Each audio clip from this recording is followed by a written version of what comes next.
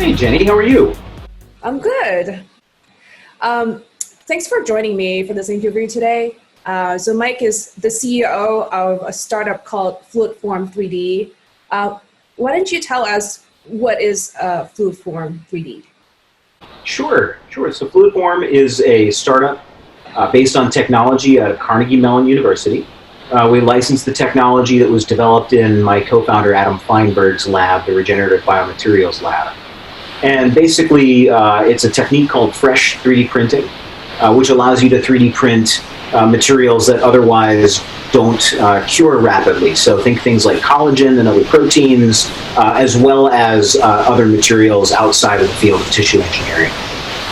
We've been in business now for about 2 years and are working on both the launch of our first product, our life support product, which is in the market today, being sold to biomedical researchers, as well as a more industrial application, which we'll be looking forward to launching next year. Thank you, Mike. And also, I want to thank you for agreeing to speak to us as an entrepreneur, this biofabrication entrepreneur, during our conference in June. And we actually did an interview with you a while back, and I have some follow-up questions. One of the, when we talked about how do you feel about your current role at Fluidform, and you said that, let me read, in the past 60 years in medical device, because you have a long history in medical device, the medical device industry has been focusing on creating mechanical replacement of the body, but now bioprinting is changing that approach. And you said there's something called biology-focused approach. Would you like to expand on that a little bit? Sure. When I was a little kid, I watched the movie The Empire Strikes Back. And in that movie, at the very end of the movie, you see Luke Skywalker's hand, and they're replacing it with a mechanical hand after it was cut off.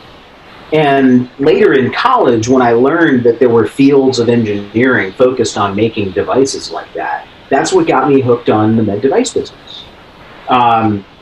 Since the 60s, when Earl Bakken and Medtronic first started, and a lot of the sort of early age medical devices came to be, most of the focus had been on mechanical replacement of body function. Right? So whether it was something like a prosthetic hand, whether it was something like an artificial heart, which is actually where Adam and I first met one another, was working at a company working on artificial heart development. It was always focused on the mechanical solution, right? The body's job as having a mechanical function, pumping blood, moving things around, filtrating blood, etc. What's really interesting to me has been this intersection of the mechanical function that has to happen with the biology, because as we all know, in biology, the solutions are a lot more elegant than the solutions that come out of mechanical engineering, right? So when you say something like the heart is just a pump, that's not very satisfying to those of us who have one of them inside and it's keeping us alive every day. There's a lot more to it in terms of what's going on inside the body. And so now the field of tissue engineering has come so far. When I was an undergraduate in college, the very first papers on the field were being written. And I remember reading them and finding them fascinating. Well, it's been 20 plus years since then. And now we're actually seeing advances that are showing the ability to recapitulate this kind of function, to say, let's have things that beat like hearts should beat. Let's make things that open and close like valves should open and close. And that's really exciting to me because when we can start to take advantage of the way biology works, we no longer have the compromises of things like battery life and materials compatibility and things like that we do with all of these mechanical devices. When we can tissue engineer products, the sky's the limit, right? Now we can make a real impact in human health. Yeah, I almost feel like we're in a new era, coming from, decomposing everything into parts and making it into a machine, a robot, and now we're actually growing stuff. I think one remarkable, I would say, publication that you guys had was last year, where you're on the cover of Science magazine with this giant heart valve, and that was done with the fresh technique. How is that valve different from what the valves we have nowadays? It's a great question, and we're very proud of the work that was done by our co-founders, the two lead authors on that paper, Andrew Lee and Andrew Hudson, did phenomenal work along with the whole team at Carnegie Mellon. It was using fresh as a technique to make things that actually work like the way they're supposed to work inside the human body. The heart valve was one of the most notable, and what that heart valve really did for the very first time was to demonstrate that you can engineer a heart valve out of collagen that behaves the same way you would expect a heart valve that's currently transplanted to work. Right? So in current heart valve replacements, you get either mechanical valves or you get these valves that come out of pig or cow donors. The pig or cow donor valves can be folded up on a catheter, some of them, and they can be actually transplanted minimally invasively, so it saves you from having to crack the chest open. Our goal is to be able to engineer a valve that can do the same thing. Now you might ask, well, if the pig and the cow valves are good enough, why would you go through this length? And the answer is there's actually a lot of patients who those pig and cow valves don't serve very well. The most notable are patients like pediatric patients who are going to grow. And so if they have a congenital heart defect or where that needs a valve replacement, they're in a really difficult spot because whatever you do to fix a problem now is going to require another open heart surgery some number of years into the future. We actually envisioned and showed for the first time with some data in that paper that you can create valves that can be cellularized and can grow with pediatric patients. That would make a huge difference for a lot of people. And that's the sort of thing that we think this technology can enable. Yeah, I mean, I remember asking you a question is whether or not we're at that stage where we can cellulize the valve. And you mentioned as one of the reasons we want to cellulize these valves is because they can grow as a patient. Is there any other reason for it's better to have a cellulized valve, like, for immunology perspective, coagulability, that kind of perspective? Oh, it's a great question. One of the things that I think we will definitely see studies on this decade is younger patients. So today, if you are 35, 40 years old and you have a bad infection that lands in your valve and your valve needs to be replaced, you're going to get a mechanical valve because those have been proven to have the durability that it takes to last out the rest of your life. The transcatheter valves don't seem to have that same sort of 40-year durability that the mechanical valves are known to have. The question we can't answer is, will valves that are tissue engineered, whether they're cellularized or not, actually be able to improve that durability, right? So when we take a porcine valve, we accept whatever we get out of the pig, and we test to make sure that it's going to hold up. But when we can engineer it, we can engineer it for strength, we can engineer it for durability, we can use all the engineering techniques that have been developed over many years. So now we don't just have to accept what we get from the pig, we can actually design it. Again, we can design an acellular valve that hopefully can be more durable, and we can also look at things like cellular valves for certain patient populations that might benefit from it. Yeah, I'm really excited the potential of your technique and your product can hold. I mean, aside from the technical benefit to the patients, we also don't have to sacrifice animals for these biological-based valves. There are a lot of bioethics behind that discussion, which I'm not going to into, but I'm really looking forward to have some kind of biosynthetic valve that we can customize for our patient. Now, although the picture is very exciting, I know there are a lot of challenges in the field, and we've talked about it before. There is regulatory concern. There's also production side of concerns, how to scale this up. And then also commercialization. Obviously, the first two probably are going to go first, and then we go into commercialization. So that conversation was almost a year ago, or yeah. Any progress in any of these areas that we can be hopeful for?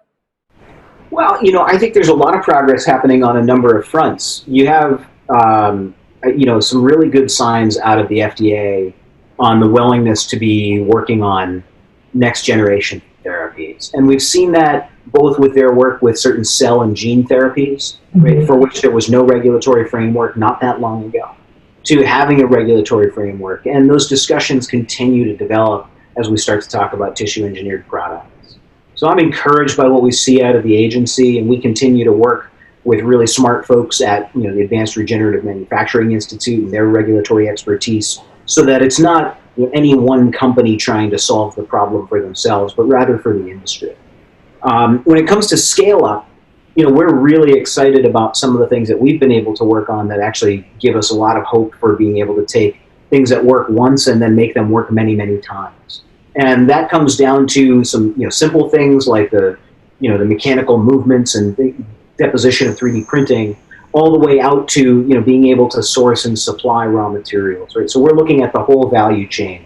Now, we're still a ways away from needing to hit those kind of scale-up points because we don't have a whole bunch of different therapies that are already in animal models and heading towards first-in-human testing.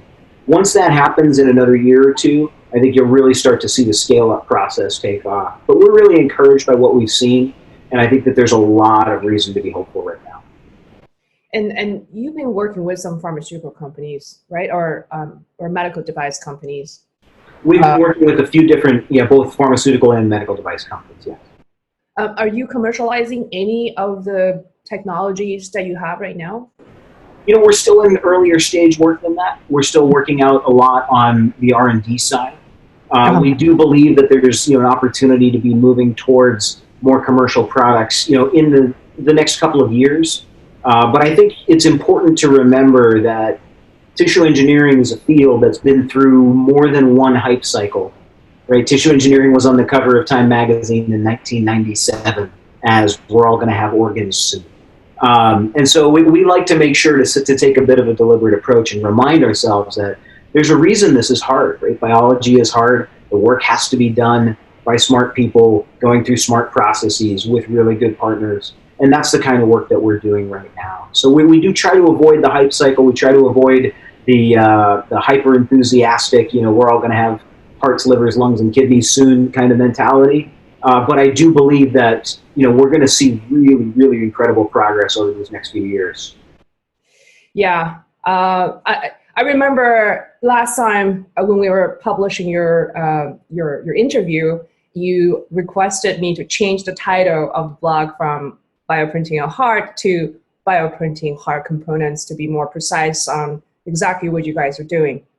That said, I think media is an interesting element in this whole, what's supposed to be a very scientific process, and almost impossible sometimes to separate that imagination from people. People want to be hopeful and they kind of just want to go for that. That said, the recent COVID-19 crisis that we're facing, there's definitely a lot of hype in the media. From the regular 3D printing side, there are a lot of people helping out, but exactly how helpful they really are, we don't really know. I think the intention is very good.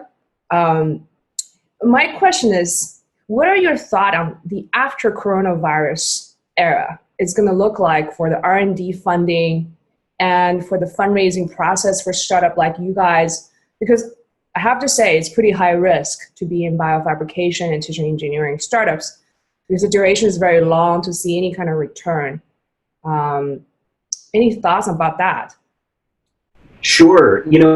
I think even before COVID-19, there's really only one industry that's consistently been able to generate investment with a very, very long time horizon return, and that's been biopharma, right? Biotech startups are able to raise $100 million Series A investments, even though they're not going to have a drug in the market for 7, 8, 9 years. That's the only example of that. And I know several biotech venture capitalists. I've worked with those guys over the years. Most of them are locked in and laser focused on molecules that attack targets and the basic drugability questions and how that process works. So cell therapies and gene therapies, yes, but tissue therapies, not so much. It doesn't really fit the way that they think about the world. And what that means, I think, for most entrepreneurs thinking about this space is if your hypothesis is we've got a 10-year journey here, and at the end of it, there's going to be a pot of gold at the rainbow, you're probably going to have a very hard time raising money. I think that was true before COVID-19, My suspicion is it's probably even more true. I actually think that represents opportunity, though, because I think that as long as tissue engineering as a field is positioning itself as, hearts, livers, lungs, kidneys are the only viable thing that we can do, well, we're underselling the value of tissue engineering. There is a lot of problems that can be solved long before we get to fully reconstituted organs. And I would encourage any entrepreneur who's looking at this to think long and hard about what are the problems that we actually can solve that have meaningful output in the life cycle of a typical VC fund. Because if you can't take an innovation and turn it into something commercial in less than 7 years, you're going to have a very hard time drawing the attention of VCs. And where that leaves us, which was the start of your question, was if you can't draw the attention of VCs, you better have a darn good grant writer on your team, because you're going to have to write a lot of grant applications to do the heavy lifting. The bottom line is with SBIR grants at $250,000 max for a phase one, it's really hard to do real science of any quantity at those kinds of increments. So, I remain optimistic that as we see, organizations like BARDA and others, NIH, NSF, et cetera, responding to calls for COVID, that as we start to solve those problems, I hope that Congress and the government recognizes that we need to continue this kind of funding of innovation in order to attack these other bigger health problems. Yeah, I think part of it is definitely a lack of education at all levels. I think you personally, I read your interview from with us last time again, and you mentioned education like multiple times, starting from K-12 in school. And I believe in Congress, in our government, that there's a lack of understanding and also vision of this field, which is really not helpful for the progress. Also VCs, venture capitalists, they have a set playbook already, because it's a copy and paste process, and they have a pattern recognition, like anything else. So they feel safe if they see biopharma and something that already generated a return with a certain level of risk. And here comes tissue engineering, bioprinting human body parts. It just sounds like sci-fi in many ways. I think it does, and I think that's actually the reason why it puts the onus on the people who have skin in the game, folks like our company and lots of others, and people like yourself, to be the torchbearers, to actually carry that message out. It's part of why we're so happy to work with an organization like 3D Heals to help get the message out to so many people, to hear the kind of impact that these technologies will have. Because like you, I agree, if we can connect with and inspire leaders, investors, folks in government and others as to just how far this field has come and just how close we are to revolutionizing health problems and creating entire new industries, I think we can go a long way. It's just going to take a mobilization of those people. It was less than 10 years ago that the Department of Health and Human Services estimated that the field of tissue engineered organs was going to be a $300 billion market in the US alone. Now, I can think of a very, very small number of $300 billion markets that the government is estimating will exist and that doesn't exist today. But I'll tell you, smart investors, they want to be in that place. Thank you, Mike. I know you're a lifelong entrepreneur and you're taking incredible amount of risk, but obviously that's driven by passion and enthusiasm and your desire to help humanity in general. And I'm very much looking forward to more of this kind of discussion with you during our conference, where you can share your ups and downs as an entrepreneur, either with Fluidform or before that. So I'm very much looking forward to it. And thanks for joining me today for this very brief interview. Thanks Thanks for having me. It's a pleasure.